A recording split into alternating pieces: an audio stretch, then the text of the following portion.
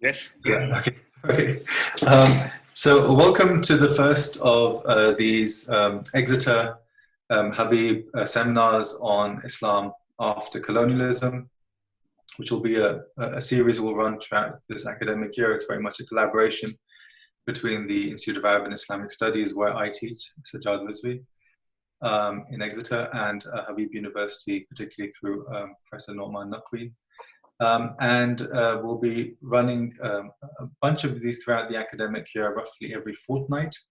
And the reason why we're doing this is a number of reasons. One, of course, is that the particular context we find ourselves, as everyone's noticed, creates restrictions in our travel and way in which we share ideas, but also opens up opportunities for us to share ideas globally and connect globally.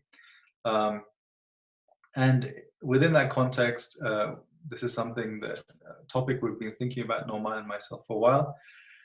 And we thought that really both these terms, Islam and colonialism, are probably amongst the most contested notions of our world. What do we mean by Islam? How has it transformed? Does it refer? What sense does it make? And in particular, how that may have changed in the last couple of hundred years or so. And the same thing is true of colonialism, not least because we have, thankfully, a very serious decolonization process happening, decolonization of knowledge, of curricula, of institutions, and the way in which we look at the world going on. And part of that requires us then to make sense of what we mean by colonialism and what sort of impact that has. And perhaps even asking the question whether the phrase that we've put forward, Islam after colonialism, whether it's kind of jumping the gun a bit. Have we even got to that point where we can consider Islam after colonialism? So what we're trying to do is try and grapple with some of these theoretical issues in the study of religion, in sociology and anthropology, in critical theory, how we deal with these notions. And with that in mind, we've then invited a number of colleagues, of friends from around the world to give papers that speak to this theme. And then we will open it up with a discussion. In the first instance, Nauman and I will begin the discussion. And then, of course, we'll open it up for others. For those of you who are watching this on Facebook, you will have the opportunity then to ask questions of our guests as well. So without further ado, what I think I will do is I'll pass over to Nauman, who will introduce our first guest today, and then we will begin. So Nauman, over to you. Thank you. Adab, everyone. Sorry for the slight delay in beginning. We were held up thanks to a technical problem. But welcome to this webinar series. First of all, I'd like to thank Sajjad for initiating this webinar series and including me as a partner in this initiative. This is really one of the most crucial questions of our time. Everyone, everywhere should be thinking about what are the transformations that their inheritance, their traditions have undergone. And it's something that's really, really needed because it's taking on monstrous forms. Our inheritances are being distorted and monstrously transformed, really, at this point across the planet. And really, we need to think seriously about what all was involved in such a dramatic transformation to enable such a dramatic transformation. So I thank Sajjad for bringing this initiative, and it's a real pleasure to begin this series with really one of our most innovative, both conceptually and bringing a fresh perspective to really important questions that confront both the region as well as our wider world, a real thinker of modernity, really, as a historian, which is, of course, quite unusual to combine. He's one of the really rare rigorous conceptual historians that we have in working in our region.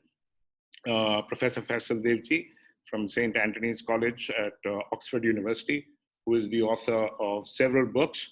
I'll just mention a few. I won't mention the ones that are edited. Landscapes of the Jihad, with which he began his writing career. Then The Terrorist in Search of Humanity, followed by The Impossible Indian about Gandhi, and really one of the books that he's really known for here in Pakistan, of course, Muslim Zion. So without further ado, I'd like to invite Professor Faisal Devji to talk about his proposed topic, the Khilafat movement. Thank you very much, Nauman and Sajjad, for inviting me. It really is a pleasure to have been, of course, to Exeter a number of times. I've not yet had the opportunity to visit Habib, but it really is a pleasure to speak virtually to your students and other audience members in Pakistan and the UK. So what I want to do is go through, obviously I'm not going to give a complete historical description of the Khilafat movement, and I take it that most of you have some cognizance of it, you know something about it. But let me begin with the theme of this set of talks that Sajjad and Nauman are inaugurating today, which is to say Islam after colonialism. Now, already in the 1950s, scholars such as W.C. Smith had demonstrated how the term Islam itself is in some ways, in the way we use it today, a colonial inheritance. That it has become, and indeed became from the 19th century, a proper name. It has lost its character as a verbal noun or as a kind of a term that denoted an activity of some kind, whether it is making peace with God or anything else. It became indeed a proper name, a noun, very simply, and therefore an identity. Recent scholarship, such as that recent book on the idea of the Muslim world by Jamil Aydin, follows up this thought. And what I want to do today then is to say something about how Pan-Islamism, another, if you will, European category, participates both in the making of this proper name called Islam, while also revealing some of its contradictions and maybe its possible futures as well. Now, Khilafat, was a movement that began in the aftermath of the First World War, a war in which the Ottoman Empire was defeated along with Germany and the Austro-Hungarian Empire, the Habsburg Empire. And when it was defeated, there was, of course, an immediate move by the victorious powers, Britain and France primarily, to divide up large parts of the Ottoman Empire, and Indian Muslims were sufficiently outraged by these moves to mobilize in support of the Arab domains where the Ottomans had ruled until recently. Now, this unprecedented mobilization, unprecedented because it was the largest mobilization of Muslims in modern Indian history, has been seen as being both imperialist, because it supported, of course, the Ottoman Empire, which is an empire like other European empires, but also as anti-imperialist, because, of course, it was said to be against the imperial designs of Britain and France in particular. It is seen as being both nationalist, because the Khilafat movement very quickly came under the influence and putative leadership of the Indian National Congress, and indeed Mahatma Gandhi was made its official leader, but also as anti-nationalist in some quarters, because it was understood as taking on a set of concerns which had nothing to do with India itself, that were internationalist.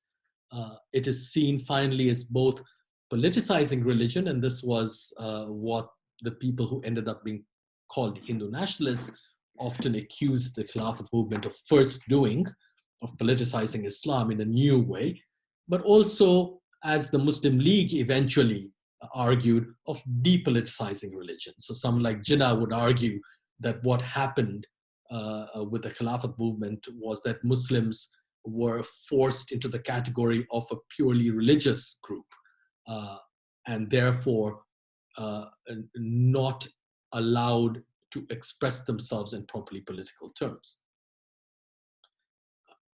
Now, what I want to suggest here is that these contradictory ways of thinking about the Khilafat movement, we can of course go into them later. What I want to suggest, however, is that it is not an exceptional movement.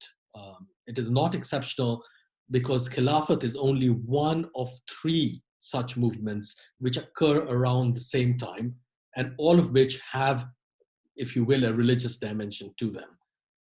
And you will know what the other ones are, but we haven't thought about these together. So the first that I want to mention is the movement, also internationalist, in support of the rights of the Indian, what today you would call diaspora. Right? So Indian laborers and merchants and soldiers who had spread throughout the British Empire, and in some places ended up constituting a majority of the population of the place. So Guyana is one such place and Fiji is another. But in Southern and Eastern Africa, in Central Africa, and in Trinidad and Tobago, there are many such places, including on the west coast of North America. You have extensive Indian communities, and in the early 20th century, they began agitating for more equal treatment, and Gandhi was, of course, one of the figures who placed himself at the head of this movement. So Gandhi rose to importance outside India. As we know, he was in South Africa, but his movement in South Africa was not simply about South Africa. It was about the Indian labor and trading and military diaspora, which was spread across the empire and sometimes even outside the British Empire. So this was one internationalist movement that dovetailed with eventually the Khilafat movement.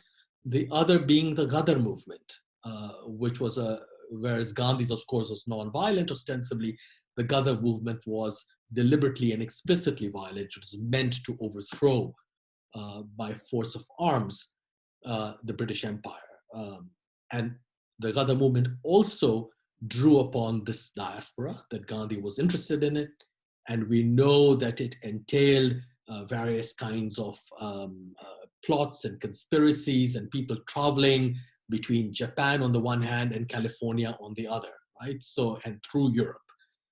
So when Khilafat emerges in 1919, it emerges to join two prior movements, which are also contemporary with it. And indeed, all these movements share personnel. So someone like Maulvi Barkatullah, or even Obaidullah Sindhi, who became part of the Khilafat movement, had already been in some ways connected to Ghadar, right? And others connected to the Gandhian movement, which was about indentured labor and diaspora throughout the empire.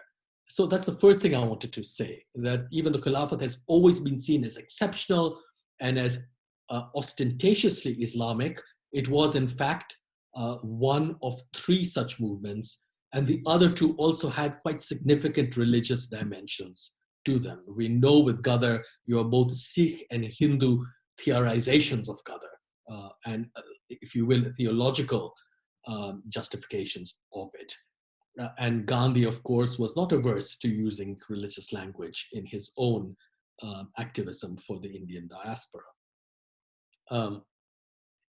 Now, these movements are interesting and crucial because they address, all three of them, the British Empire's global reach. And what's interesting about this is that the British Empire was more or less unique because it had no geopolitical integrity. It was very large, it was scattered across the surface of the earth, and it lacked a kind of, if you will, a geopolitical body. Right? It could not be imagined in the way that the Ottoman Empire could be imagined, which is a contiguous empire, more or less. Right? And that was why it tended to be justified in humanitarian terms. So this is an argument made by a great enemy of the British Empire, but who was also, as it were, a great enemy of many others, the eventually Nazi theorist, the jurist Carl Schmitt. He argues that when discussing what he calls the nomos of the earth, the way in which the globe becomes a site for political imagination once that becomes possible through technology and military reach, that when this happens, the British Empire assumes a really quite interesting role because it becomes impossible to think of it in traditional imperial terms geographically. And what this results in then is the British Empire justifying itself in humanitarian terms. And what Schmitt tells us is that the first and perhaps most important way in which this justification works is with the abolition of slavery. Right? So the abolition of slavery, you have Britain asserting that its military role across the world's seas is dedicated to the humanitarian task of ensuring emancipation. So we know that the Royal Navy is willing to stop and check ships while breaking international law and doing so in order to make sure that they were not carrying slave cargo and all the rest. Right? So for Schmitt, the abolition of slavery serves as one of the earliest and most important examples of the British Empire's self-justification in humanitarian terms. And I mention this because I want to look in what follows at how the Khilafatists end up taking this idea of humanitarianism and transforming it in various ways. Now, another way in which the British Empire justified itself in specifically Muslim terms was by offering itself and its rule as a kind of unilateral gift that created an obligation among its subjects. Right? So the interesting thing about British imperialism is even though it depended in many places upon treaties and contracts with what in India were known as native princes or native states, principalities, in the whole, it was justified by rejecting the idea of contract and compact and treaty. It was justified in humanitarian terms as a unilateral gift. There could be no contract with its subjects because there was no equality between the empire and its subjects. The subjects might indeed be unable to even appreciate the gift that had been given to them, the gift of free trade, the gift of law and order, the gift of just rule, and the gift of railways, all the cliches that we, I'm sure, know about. And one of the ways in which this gift was offered in religious terms had to do with, and this comes back to the category of humanity, with demography, all right? Because humanity and humanitarianism is conceptualized in this period in demographic terms. So the British Empire, we know, tended to describe itself on occasion, and certainly to its Muslim subjects, as the greatest Mohammedan power in the world. And when it did so, of course, it was self-consciously contrasting itself to the Ottoman Empire. And that contrast was made possible by the fact that the British privileged demography over anything else in their claim, right? So precisely because Britain contained more Muslims in her empire than the Ottomans did in theirs, it was Britain that became the greatest Mohammedan power, and that power was justified or was made legitimate rather because it offered its Muslim subjects religious freedom. Its basis was in religious freedom, And the Ottoman Empire, of course, was seen as not offering religious freedom to its non-Muslim, and indeed, in some cases, even to its Muslim subjects. So when the Khilafat movement begins, what its principal actors are dealing with is, on the one hand, this humanitarian ideology, the idea of the empire as a gift, and humanitarianism understood in demographic terms, and they're dealing with the universality of the empire phrased in humanitarian terms precisely because it has no geopolitical integrity, right? It has no way of thinking of itself geographically, which is an interesting problem that we can go into perhaps later. So when Gandhi, even before the Khilafat movement begins, but once the war begins in 1914, when Gandhi starts dealing with the British Empire with the beginning of the war in a new way, he does so by taking this idea of the gift and, as it were, returning it to the empire, right? So by trying to create a reverse obligation. So he takes the empire's logic and sort of turns it on its head. And he does this in various ways. For instance, in 1914, he comes from South Africa to London, and then we know that he moves from London back to India. While he's in London, he organizes or tries to organize an ambulance corps for service on the Western Front, an ambulance corps made up of Indian students and others who were in England. And we know, of course, he had organized ambulance corps on 2 previous occasions in South Africa during the Boer War and the Bambatha Rebellion, otherwise known as the Zulu War. And he does so unilaterally, just like the British profess their humanitarian duty unilaterally, as a gift to the empire, a gift that calls for obligation in return, right? And what he does when he does this is radicalize the idea of loyalty without setting it aside. But he does so without also mentioning contract, right? Indeed, Gandhi is highly critical of the idea of contract.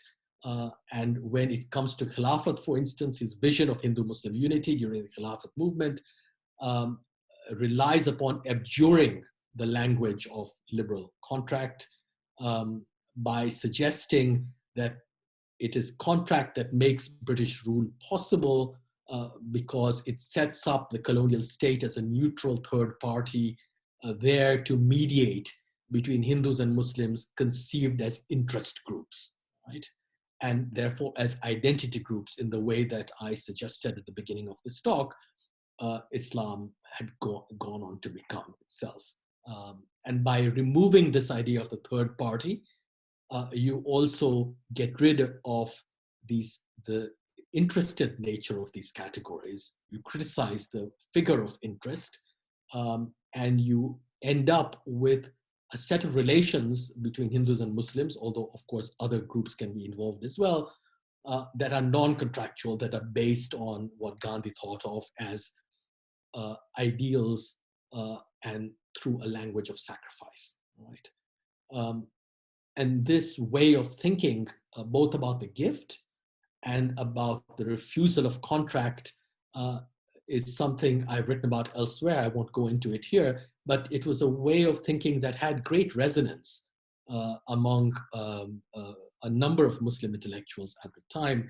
And I will mention only the famous poet, often known as a satirical poet, Akbar Allahabadi, who wrote in 1919, I think just before he dies, a kind of mock epic poem called the Gandhi Nama, in which he points specifically to this idea of Gandhi's, that it is the ideal and sacrifice that makes for intercommunal relations, and that makes them possible in a fruitful, new, productive way, and not contract which simply perpetuates their differences. Right? That it is only by removing contract that you can actually move forward. Now, the Khilafatists, what I've just suggested Gandhi was doing is he took the idea of loyalty, he took the idea of gift, and he turn them around in what I'm calling a gesture of radical loyalty.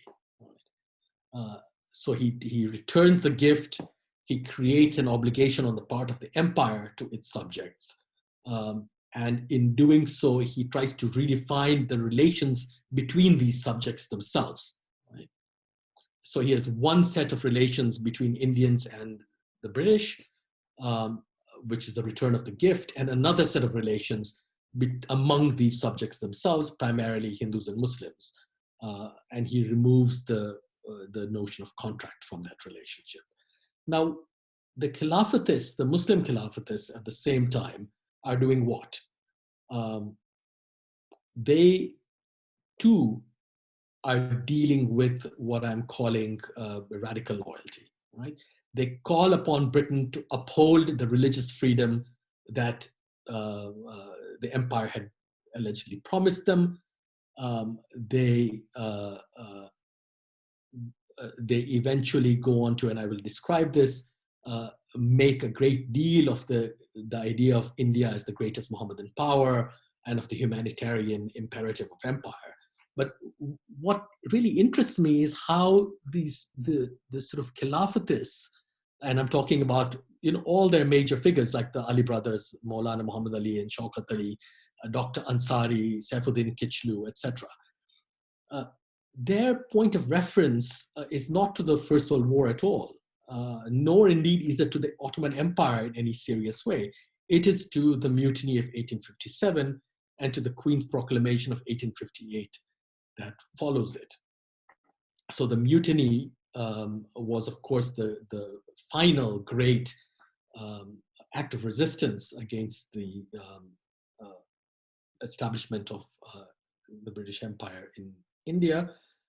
And upon its defeat, you have the Queen's Proclamation of 1858 that guarantees religious freedom to Hindus and Muslims.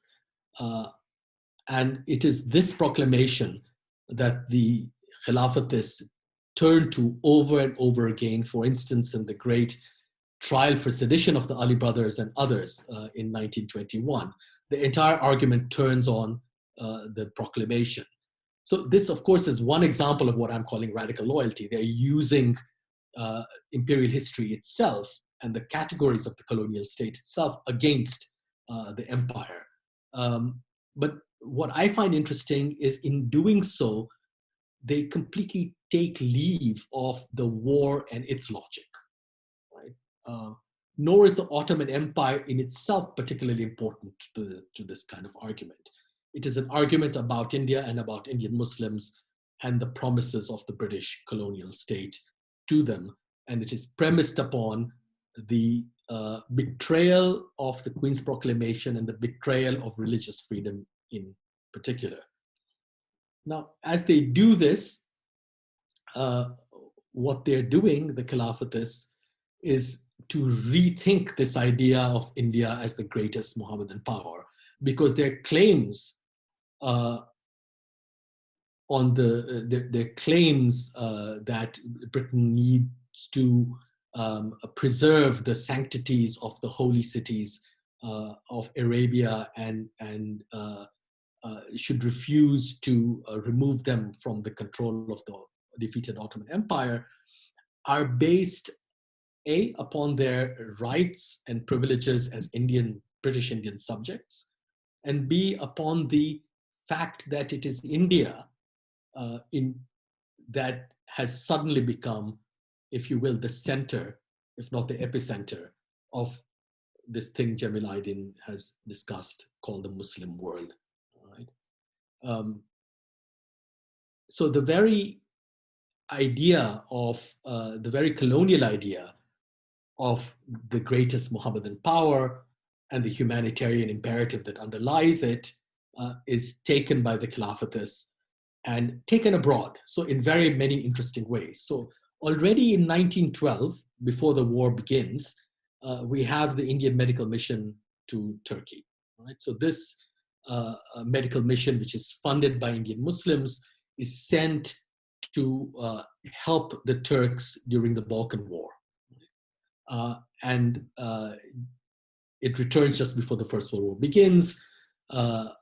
while the medical mission is in Turkey, what it does is it sets up an Indo-Ottoman colonization society that is meant to take the refugees, Muslim refugees who have come from the Balkans, and resettle them in Anatolia in new towns that are to be given the names of Indian towns, like Saharanpur, Faizabad, etc., whose own residents, those in India, will have contributed the funds for the setting up of these new colonies, right? So what I mentioned this because you see both the humanitarian imperative coming forth here, right?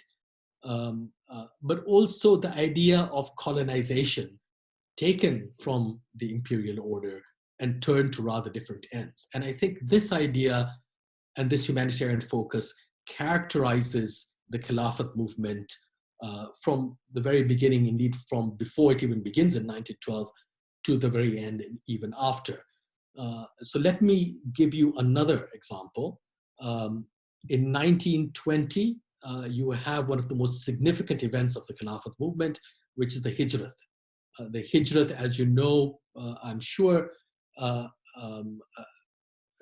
has to do with the large-scale migration of Muslims, mostly from the frontier and Sindh and Balochistan, and to some degree the Punjab, into Afghanistan, which was neutral during the war.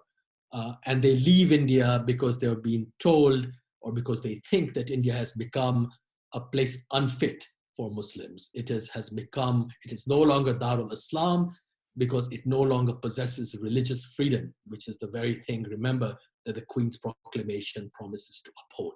It is religious freedom that is crucial. It is not Darul Islam interpreted as the dominance of Muslim rule. Right? That is not the point. So nearly 60,000 people, possibly 90,000, leave India and go to Afghanistan. And when they go to Afghanistan, what are they meant to do? Again, really fascinating. When you look at the document, I think in 1921, that is agreed between the Muhajirin on the one hand and the Afghan state on the other, what the Afghan state expects the Muhajirin to do is to provide it, i.e. Afghanistan, with clerical manpower, with new ideas.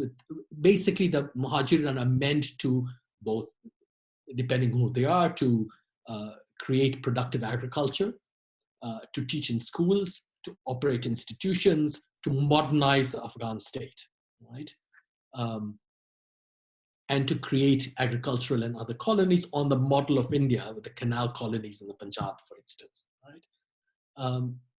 They are not necessarily meant to go to set up an Islamic dominion, nor are they meant to go onwards to the Ottoman Empire. Maulana Ubaidullah Sindhi, who is in Kabul as a Ghadarite at the time, is also stopping Muslims who are coming through Afghanistan from going on to fight in the Ottoman lands, because he too thinks that what they should be doing is strengthening the Afghan state and modernizing it, as if the Afghan state is meant to be a kind of model colony, a canal colony writ large for Muslim India.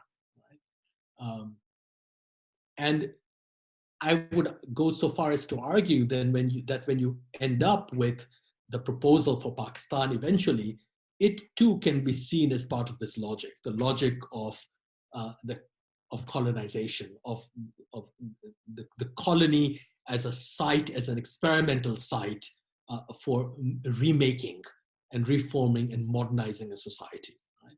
So whether it is the colony as a housing colony, a type well known through the subcontinent, or a canal colony, an agricultural colony, or another kind of colony, these terms and the ideas that go along with them can be seen in the activities of the Khilafat movement from 1912, I would argue, all the way to 1947 in some sense. Now, the humanitarian imperative behind colonization is also signaled, and even more importantly in a way, in the rejection of race, tribe, ancestry, dynasty, and nation, as well as monarchy in the thought of the Khilafatists. Now, this is really extraordinary. One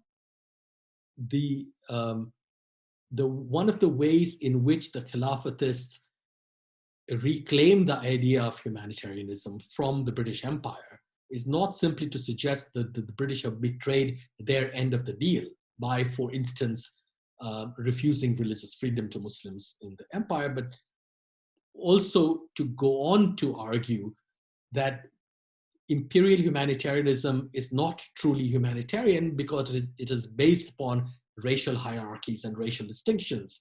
The argument is then proposed that Islam does not make such distinctions, and Islam, therefore, and Muslims are far more representative of imperial humanitarianism itself than the empire is. And so you have, whether it is the Ali brothers or Maulana Azad or eventually Muhammad Iqbal, what you have is the emergence of an extraordinary array of arguments made in poetry and in prose and in speeches and in journalism about the non-racialism of Islam and of Muslims, right? And this kind of argument is also deployed against the Arab claimants to the caliphate after it is abolished. As we know, after the Khilafat movement, after the abolition of the Ottoman Empire, Indian Muslims are set largely, by and large, against any claims by Arab and other rulers to the caliphate that are based on race, ancestry, or tribe. Indeed, Maulana Azad goes so far as to reject the claim of Karshiyat, that is to say, the stipulation that the caliph has to be from the tribe of Quraysh, from the Prophet's tribe. He rejects that as well. The Ottomans, of course, had not been Quraysh either. So you have, what you have happening here is the reformulation, if you will, of colonial humanitarianism and its form of demographic universality. On the one hand, thrown back into the teeth of the empire, on the other hand, used to justify, if you will, the remodeling and the modernization of Muslim societies, still on an imperial model.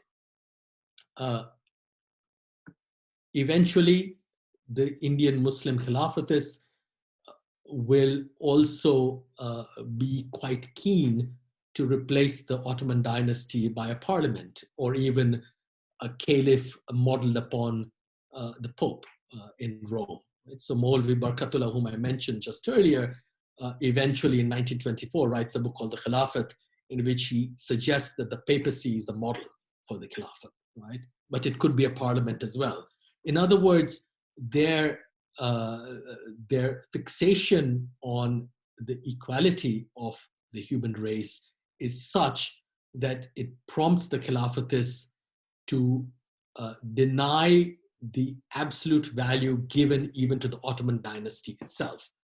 They valorize the dynasty for purely pragmatic reasons. They have no theological or other investment in it.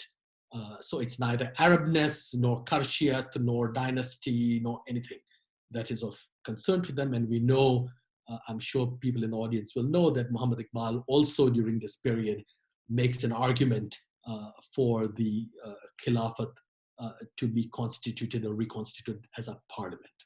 Right? Now, if the empire's humanitarianism, and I'm coming to the end here, was based on its lack of geopolitical integrity, that of the Khilafat also mirrored it in interesting ways that I want to go on to describe. And this way of thinking about Islam in, if you will, topographical terms, goes back to the late 19th century. And I want to point in particular to a book called The Future of Islam. It's an interesting title because it's one of the earlier instances in which the term Islam is being used as a proper name in the way I described beginning my talk. Right? The future of Islam, the very phrase is a really novel phrase. You know, it could not have been possible to think about this idea before, the future of Islam. So this book called The Future of Islam is written by an Islamophile called Wilfred Scaven Blunt, an English Islamophile, and in it He argues that the Muslim world, again a new category, is at risk of colonization by European powers. The Ottoman Empire is going to be destroyed. He's already arguing this in the 1880s. And the whole of North Africa is going to be taken over by France and Italy. The Caucasus and Central Asia are going to be taken over by the Russian Empire. He was right, it turns out. And therefore, the world of Islam needs to reconstitute itself in its eastern end, as it were, and southern end in sub-Saharan Africa, and South and Southeast Asia. He then went on to think about a Muslim world protected by the Royal Navy, with India, if you will, providing its demographic center, but with Arabia being its notional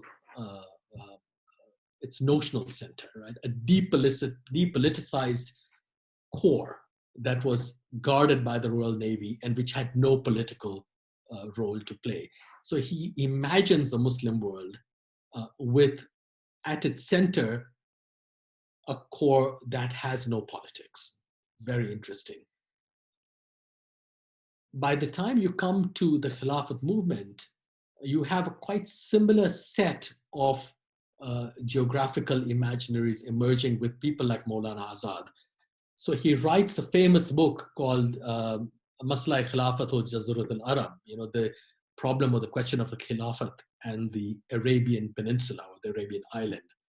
And he argues that the Arabian island has to be reserved for Muslim rule, but should not itself be the site of political power. Right? Now, how does he make this argument? It's an interesting argument. And you understand he has to make it because he's supporting the Ottomans. Right? So the political power lies in Istanbul, but the, as it were, geographical center lies in Mecca. Right? So he's conceived of the Muslim world in a kind of bifurcated way, in a dual way. And he has the vocabulary he uses is fascinating. He talks about a markaz-e-arzi, that's the geographical center, which is Arabia, and a markaz-e-ijtimai, a social, if you will, center, which is, in this case, Constantinople, but it could be anywhere. Right? So what is permanent is the markaz-e-arzi, the geographical or earthly center of Islam. But it is not meant to be the same as its political center, because what Azad wants to do is to protect the world of Islam in its own right and not twin it with a political project, though it requires a political project as well. So there are two markazes, and each one has a daira, right? So you have a center, a markaz, and each one has a daira, a circumference or a circle that it forms around it. And these two things, these two circles overlap, but they are not the same. Now, this is an interesting vocabulary because what it does is it reimagines the world in terms that are barely geographical and that are certainly not geopolitical. Right? They are cosmological in some senses, because when Azad describes what he means, he says that he says that all parts of human life or natural life are made up of such markazes and dairas. Right? So the animal life has as its markaz the heart, and the daira is the body. Plant life has as its markaz the roots, and then the leaves and shoots, etc., are its body. Similarly, geography and all the rest. Right? The solar system has the sun as its markaz and the planets as its daira. Right? So he makes a cosmological argument, which he then reads into geography in a way that makes it quite difficult to understand it in purely cartographic terms. Right? And what he does is say that these two circles are co-present and overlap, but one must be protected from the other. That you cannot confuse the political and the if you will, geographic here. So he's making a separation and doing so by reimagining, if you will, world geography in almost geometrical terms, right? Markazes and dairas are cosmological, but they're also geometric in conception. Now, the reason I mentioned this, coming to my end very soon, is to say, is to ask us to reflect a bit upon how such a, what appears to be strange vision comes to manifest itself in actual sites and monuments. Right?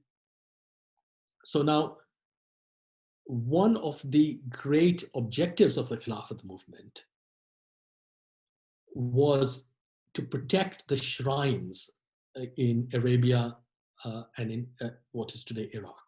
Right? Which shrines are we talking about? Obviously Mecca and Medina, but also Najaf and Karbala and Qazimain, and indeed Baghdad. Right? So there are a mixture of sites and shrines, both Sunni and Shia. The argument is rarely geographically described. It is described in terms of these sacred sites. And so one of the earliest Khilafatist organizations, for instance, is called the Anjuman-e-Khudam-e-Kaaba. Right? It's the society of the servants of the Kaaba, because the Kaaba has to be protected. It must remain under Muslim rule, etc. What Azad's conception does is to deprive these sites, these sacred sites, of their ritual valence or value. They become simply, as it were, points, geometrical points. So when, for instance, in 1924, the Wahhabis take over many of these shrine cities and destroy shrines, not least in Mecca and Medina themselves, he's left unmoved. There are a lot of people who are against it, but for Azad, what's important about these sites is not the shrines that they possess and the rituals that occur at those shrines. What is important about them, and about Mecca in particular, is that it is simply a geometrical point, which he suggests is the symbol of human unity. Right? That what Mecca represents is Islam as a way of thinking about human relations that has no racial hierarchy or tribal distinction involved. That's it. It is a historical site that represents a reality which is in a purely geometrical way. And so he deprecates the destruction of shrines, but he argues that, well, there is justification for it in scripture, and therefore he's not particularly upset that they are being destroyed. I point this out in order to show how it is that this language of humanity and of expansiveness and scope takes traditional terms and structures and remakes them into symbols and geometrical points in the name of humanity and equality. Now, Iqbal, I will end with him. He had very little interest in the caliphate. He was not particularly wedded to it, though he writes poetry during the Khilafat movement, which is pro-Ottoman. But all of his poems are in fact about humanitarianism. All right? They're all about instances in wars, and he starts writing these poems even during the Balkan and the Tripolitan Wars before the First World War, in which the Ottomans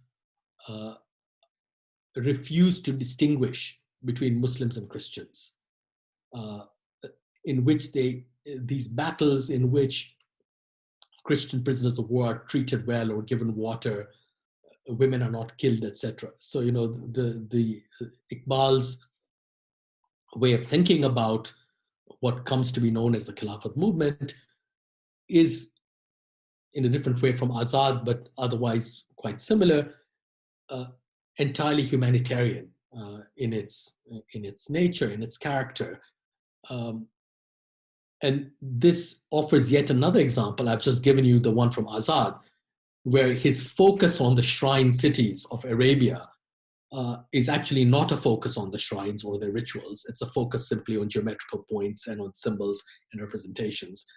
Iqbal's focus, similarly, is not actually on the caliphate. He doesn't have any real concern with it. It is on the humanitarianism of Muslims, right, which he glorifies. He ends up, of course, being the most sophisticated thinker of Islam considered as a humanitarian enterprise, an enterprise and a category taken from colonial self-representation and from the legitimization and justification of colonial rule in humanitarian terms. Right? And in doing so, of course, he accomplishes, I think, nothing more and nothing less than the secularization of Islam. And we know that eventually Iqbal will come up with this argument of Islam representing the emergence of humanity itself as a historical actor in its own right. How does this happen? It happens due to the idea of the finality of prophethood, right? Precisely because the prophet announces himself as the last one, in Iqbal's view, he opens up the future, which is to say post-prophetic history, as a site for human freedom. And human freedom without differentiation, so without races and tribes and all the rest, right? He has a similar way in which he thinks about the same question, both from, if you will, a Sunni angle and a Shia angle. The Sunni angle I've just mentioned. The Shia angle has to do with the occultation, the greater occultation of the 12th Imam. And Iqbal argues that once that happens, that space of time which exists between the vanishing of the Imam and his return is the site for human freedom again. All right. So from either side, this is what Islam has become. Islam signals and represents the idealization and the representation of the human race. The humanity comes to be an actor in its own right, but only with the disappearance of the sacred, only with the disappearance of the prophet on the one hand and the Imam on the other. And I wanted to end there by contrasting what Iqbal says in the 1930s eventually to what I just described of Azad, where this great geometrically defined space of Islam and the Muslim world is defined by sites like Mecca and like Constantinople, for which rituals and beliefs and practices are no longer of any great concern. And so in the end, what happens to Khilafat, or what happens of Khilafat, is that it flows into what I have called the secularization of Islam. And I will stop there. Thank you. Thank you very much, Faisal. I think that's, we couldn't have asked for a better start for the series, because I think you've, got right to the heart of the matter. And particularly, I think in this notion of the emergence of this very category of Islam is central to the desacralization and the secularization of it as a concept, and even, you could say, as a reality. I just want to sort of comment on one point, just to bring together what I thought were the three key features of this colonial making of Islam, sort of taking it from the colonial practice, and then how, I think quite rightly, you've said this has almost become the way in which the post-colonial Muslim space in South Asia has emerged. And we see this, there's so many obvious examples of how things work in Pakistan in particular. And then I'm going to ask one particular question, which will take us back to that period in the Khilafat. So the three themes, which, just to kind of reiterate what you said, which are the features of this, is the first one is this notion of the humanitarian intervention, right? So defining agency in these terms, and seeing the subject in a universal sense. It's interesting that that kind of humanitarian intervention is always intervening in others. It's not intervening in the self, so to speak. And that, I think you can see that again in so many other examples in later history. The second one is this notion of the unilateralism and the absence of contractual constitutionalism, even. And I think, again, that's a very interesting way of looking at how it is that even modern Islamic so-called political thought develops. In its most extreme form, I would refer to something like, Vilayat-e-Faqih in Iran, which is, in a sense, it's kind of most sort of the ultimate logical end of that. And the third one is the way in which territory is rethought.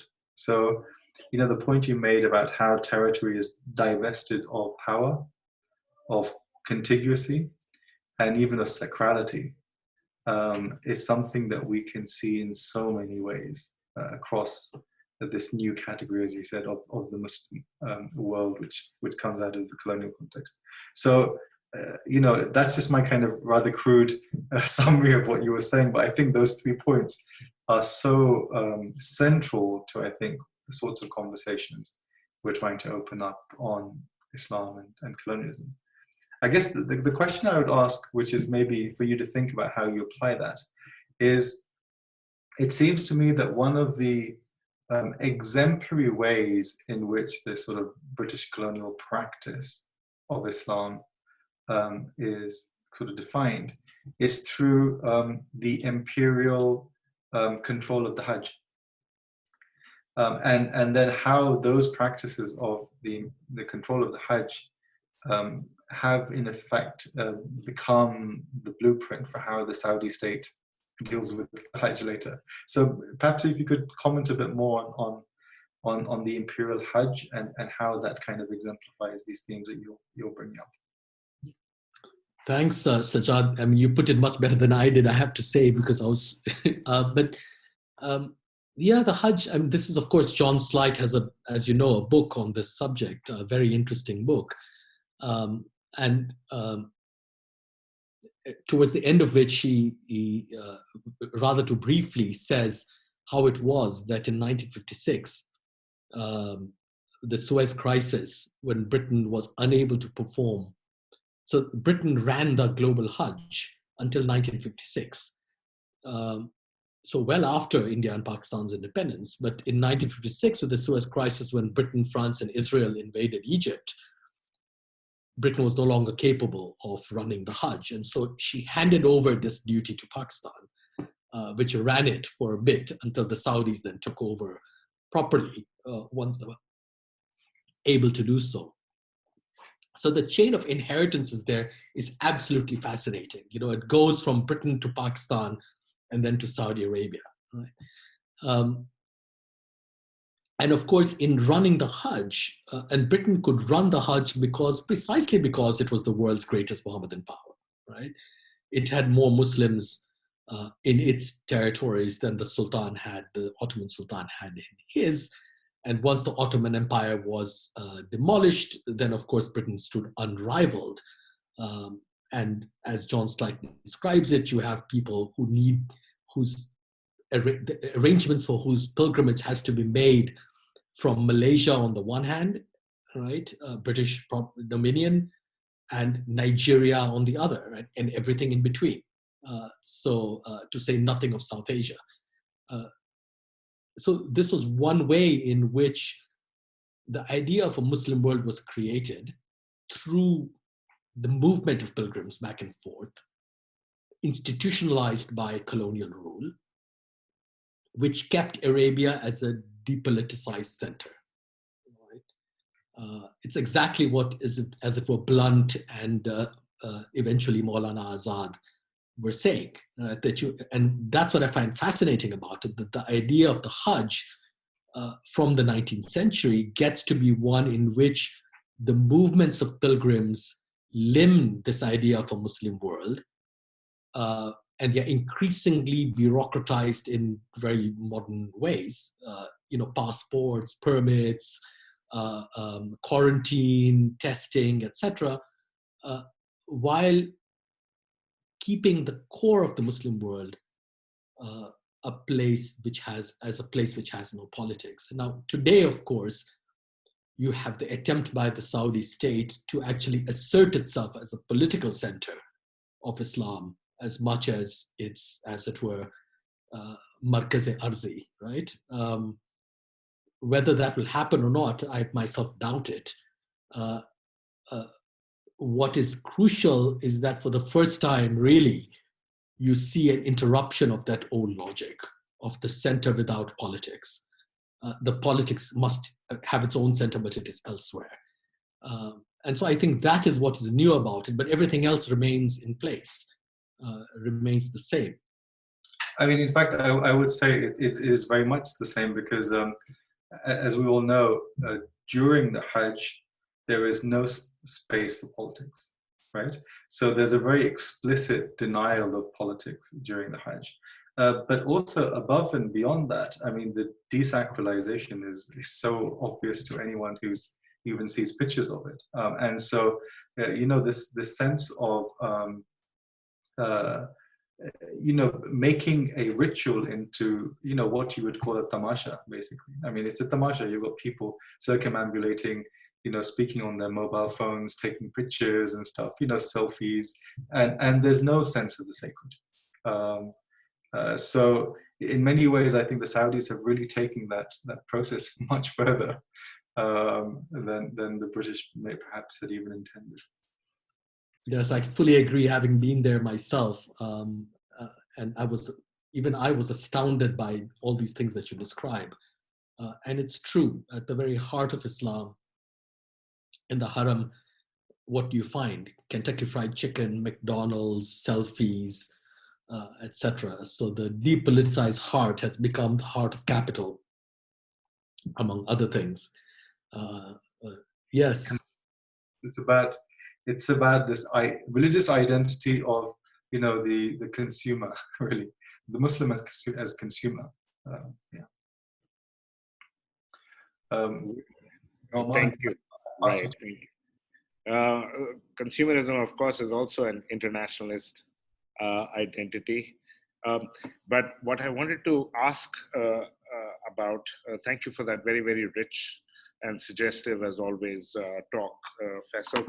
I wanted to ask you, given that it is about, forms of internationalism and joining other such recent explorations of all kinds of different forms of internationalism, Marxist internationalisms, decolonial internationalisms, but also first world internationalisms in terms of the internationalism of white supremacy, which there have been a number of books about in this time period, which was very organized internationally also at the time. So yes, Khilafat movement is very much part of that internationalist side of politics at this historical moment. And as you pointed out, there was considerable overlap. I mean, I remember in that Ansari's book, Emergence of Socialist Thought Amongst Indian Muslims, it begins with Ubaidullah Sindhi being in the Soviet Union. So there was also that remarkable sort of intersection between somebody like Ubaidullah Sindhi, what we usually call religious internationalism and Marxist internationalism as well in this historical moment. But I wanted to ask you about some of these very different kinds of concerns and the conflicts between these internationalisms, because Wahhabism is also a kind of internationalism, a kind of universalism, which Maulana's here. You've talked about about Azad, but somebody like Hassan Deobandi or Maulana Bari, I mean, one of the ways and one of the reasons that he broke up with Maulana Muhammad Ali Johar, they had this falling out, was precisely over this question of between what became Saudi Arabia and the Ottoman. And so again, a kind of conflict between that we have at this moment. But and also, as you were pointing out, this kind of humanitarian internationalism, as you're calling it, Muslim humanitarian internationalism. I was thinking of Shibli Rahmani writing in precisely at the time, same decade as Blunt, this Heroes of Islam. And the first book he writes, of course, is Al-Faruq. And the reason for that is because he's portraying Omar precisely as a humanitarian internationalist caliph. Yeah. Now I wanted to ask you about about our inheritance of this, because of course, when you're looking back at this, you can only look back ruefully or at best, yeah, because the current forms in which this inheritance, this modern inheritance, and that we should be very clear about. And I think that's what you're talking about, is the modernity of these internationalisms. First of all, it's also related to the national imperialism that we're talking about, because of course the colonial state was national imperialist. So what we're talking about over here is this new Muslim as a nation, Muslim nationalist imperialism, because the old imperialisms weren't national. The inheritance of this is really, really quite terrible. The articulations of it in Pakistan, and it's not just Saudi Arabia who has these aspirations of becoming the center of the empire of Islam, but Turkey once again returning to that in a more nationalist form, returning to that Ottoman past. But also Pakistan. I mean, funny as it is, it's a very, very important part of Pakistani national identity. This, well, I don't know how humanitarian it is, but the humanitarian side of that humanitarian internationalism is pretty much gone. So those are my thoughts and my question to you.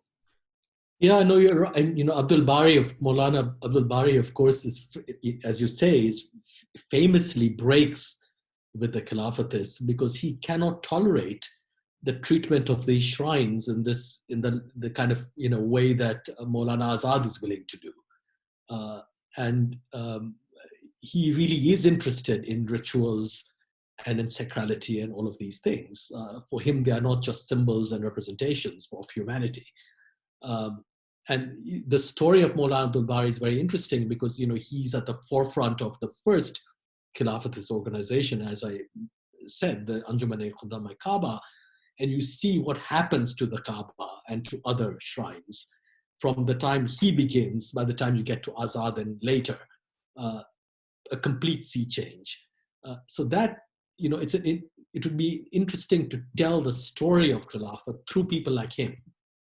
At what point they sort of peel off from the project and what they are interested in, and why is it that they lose out and not the others. Right? The thing about Marxism, of course, you're right, and this is Ubaidullah Sindhi says this in his in the various things he wrote, Kabul Mein Sat Sal, and these documents that he writes, that he's really interested in funneling people not to the Middle Eastern battlefields, not to the Ottoman or ex-Ottoman domains, but in Afghanistan and Central Asia, and then towards the Soviet Union, which of course is founded in the middle of the war, in the middle of the First World War. So that gets to be the new, as it were, route.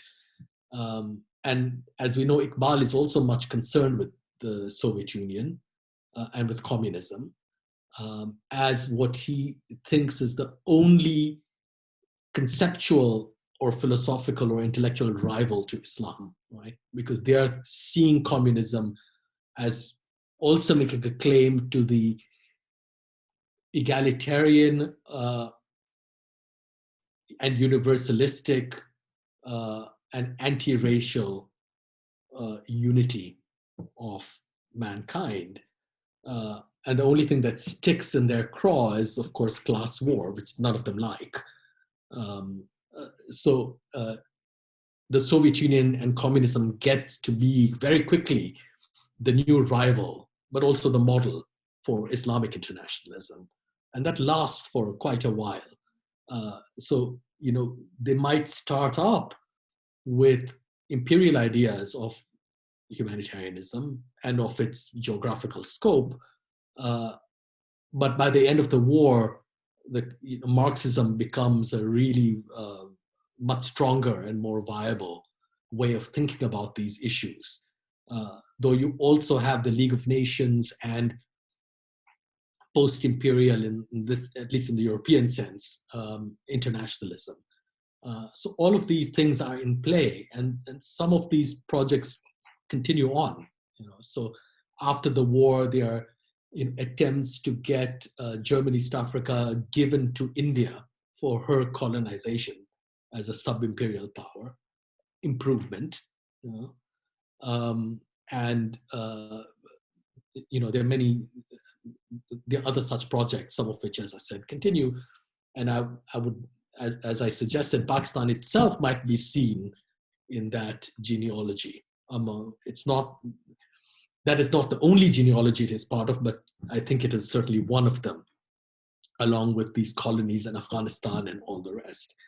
And in all of them, of course, as I was saying earlier in response to Sajjad, the way in which, as you suggest, Pakistan offers itself as a new defender of Islam. All of these ideas rely upon the emptiness at the very heart of the supposedly geographical center of Islam, which is to say Arabia. The only reason why Pakistan then or Turkey today can make these claims is because Arabia has to be seen as being sort of emptied out of everything, and it can only exist as a historical site of the making of humanity or something. But this goes back earlier. So it just occurred to me that when you look at a novel like by Nazir Ahmed, it's a famous Mirat al-Arus, I think, which is about the education of girls, of Muslim girls. Right? And in it, he describes a geography lesson, and there are two girl students who are learning geography. It's fascinating. So they are looking at a map, which you assume is a modern map, right? A British type map. But they're reading it quite differently. So they are saying, Iran, Turan, etc., etc. Now, Turan cannot have a place on a map of the late 19th century because it doesn't exist as a political entity, right? Arab, etc. So on the one hand, there's that. There's an interesting layering. There's a kind of modern cartographic representation on the one hand, and then there's a kind of almost mnemonic reading off from it. What then happens is that each of these places is given a kind of character. And Arabia is seen as being empty of everything, but it represents only the site of revelation, of Islam's revelation, right? It has nothing there. And the whole point is that there's nothing there. It's just deserts. Apparently, there are no human beings, or they are of no consequence. Nothing grows there, according to the figure, the character who's showing the map to these young girls in that novel. And it is the site of divine revelation. So for Nazir Ahmed, this has not yet become the symbol of Islam as a humanitarian imperative, or of the Muslim community as the first representative of the human race, as Iqbal will have it. But it has already been emptied out of any political or other content.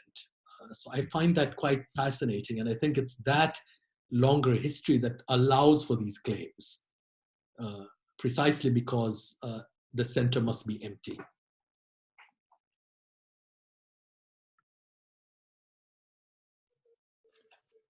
I was just going to say that we're happy to take. I believe Faisal is definitely happy to take questions. So if you do want to ask a question, if you put it in the comments section on the Facebook pages, then we can take them. At the moment, I think we only have one question, which I think was kind of touched on before. It's very specific. Why did Jinnah refuse to participate in the Khilafat movement?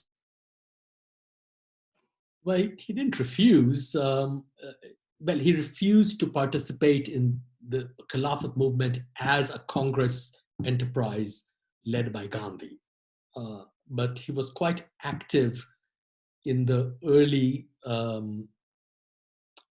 sort of debates, letter writing and this sort of thing. And as he always acted as a lawyer, right? So he represented his clients, if you will, the Muslim community, and he represented their interests. And that's how he dealt with the Khilafat movement. Otherwise, he was not particularly interested. And indeed, like Iqbal, he ends up being a great fan of the man who destroyed the Caliphate, Mustafa Kemal Pasha. So for men like Iqbal and Jinnah, the Khilafat was, whatever it was, it had no particular theological resonance. And you could move very easily from the Ottomans to the Young Turks and the Ataturk, and not simply the Ataturk as a Ghazi who defended the empire in its last days, but the man who abolished the Caliphate. Right? And as we know, Jinnah modeled himself on the Ataturk. We don't know that much about his reading habits, but we do know that he was fascinated by a biography of the Ataturks called Grey Wolf, and he recommended it to his daughter, among others. So that's another part of the story that is really quite fascinating, and I think that fits into what I was saying about the desacralization affected by the Khilafat movement. Because why should it be so easy to move between an ostensibly theological or religious cause like the Khilafat to the Ataturk and Turkish republicanism with its explicit secular credentials, right, and claims? There seemed to be no problem at all. Iqbal could do it and Jinnah could do it. So on this subject, they were not very different from each other, though of course Iqbal had other criticisms of the Kemalist enterprise. If one is uncharitable, one could say, well, maybe what they are really interested in is, if you will, in Muslim power, the consolidation of power, and of course, what goes along with it, the modernization of Islam. Now that modernization can take many forms, and what I tried to point out in my somewhat disjointed talk was how, Afghanistan got to be one form that this idea of modernization, or colonization, as I call it, took with Hijrat, right? And then there was the Indian medical mission, and there were many other such things, very few of which I actually looked at in any studies of the Khilafat.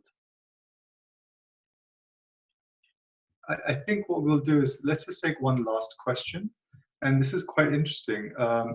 Question is, what is the role of knowledge, evoking it as an agency in this imagination of humanitarian Islam?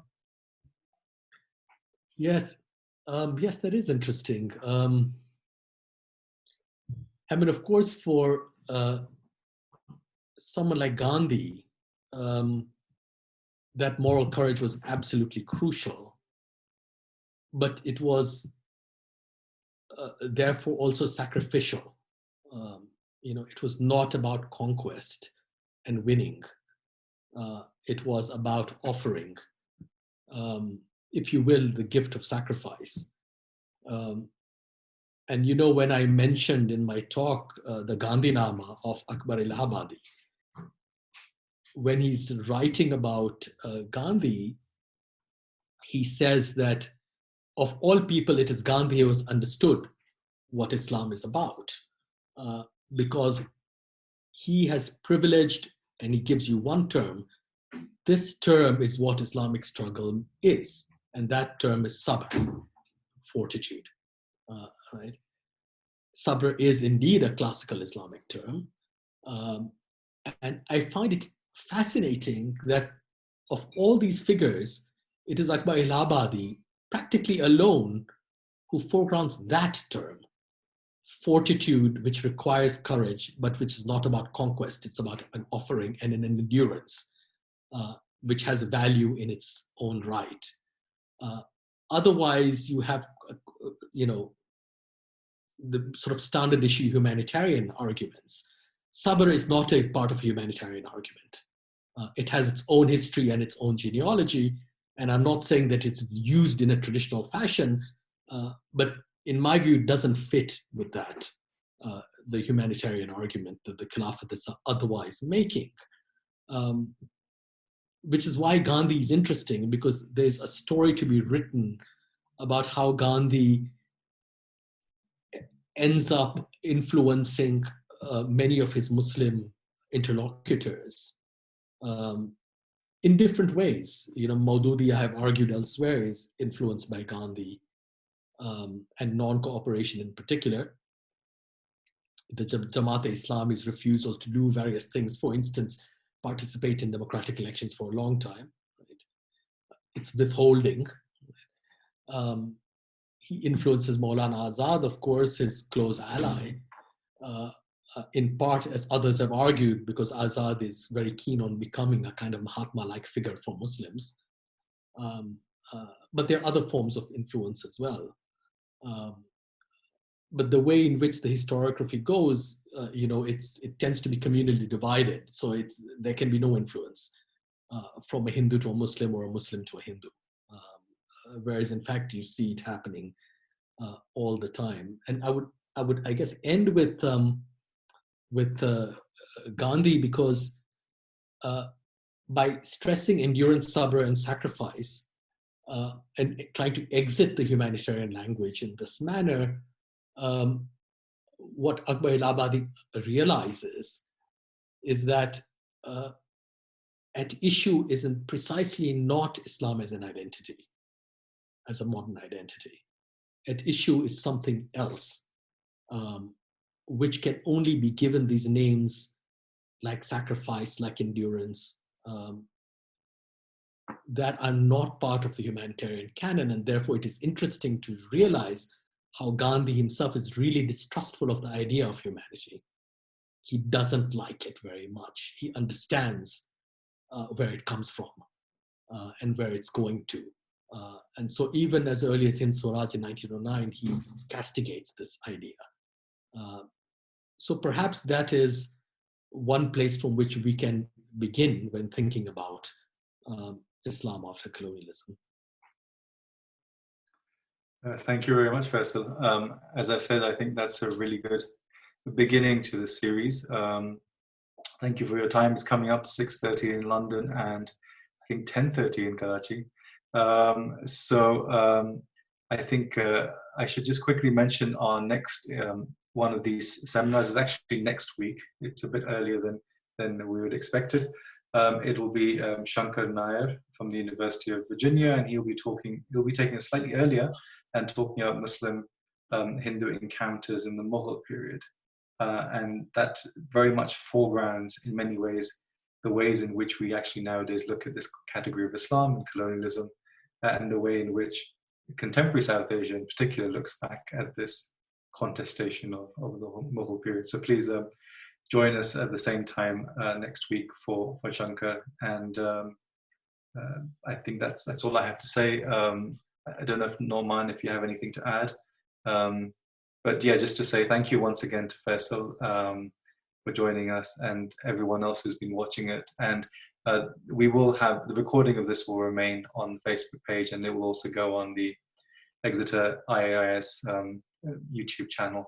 So if you haven't been able to watch all of it, you can always catch up later. So thank you once again, and bye. See you next week.